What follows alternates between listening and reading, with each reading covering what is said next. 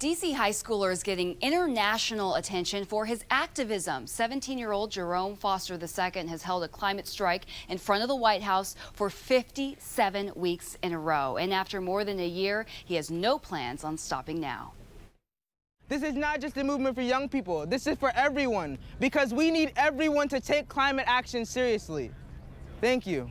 17-year-old Washington Leadership Academy senior Jerome Foster II stands alone, holding his weekly White House climate strike. He's done it 57 weeks in a row.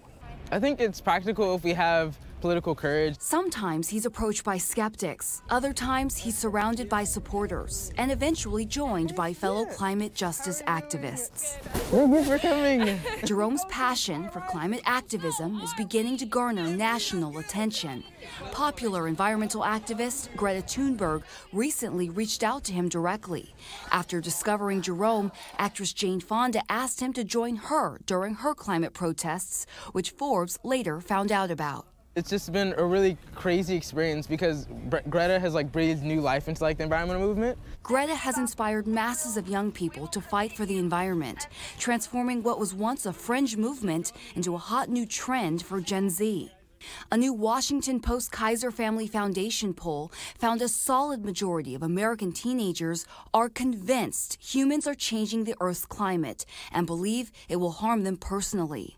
Roughly 1 in 4 have participated in what the Post says is a remarkable level of activism for a group that has not yet reached voting age. Well, I think actually he is being so brave for being here in front of the White House, defending the situation. Jerome, who was intern for Congressman John Lewis, founded a youth voting organization and took summer courses at Harvard, is a tireless foot soldier for the cause. What do we want? When do we want it? But it's his generation that's taking environmentalism a step farther.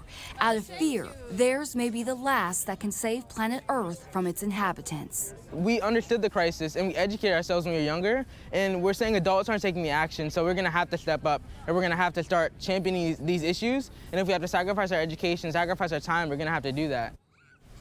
So it's Friday, so this afternoon will be week 58, and Jerome says he's going to continue his climate strikes even as he goes off to college. Really interesting, this generation, right? That package, yeah. They're being referred to that generation as Generation Green more than just words. Okay. They're putting action behind it to do something in the planet. Well,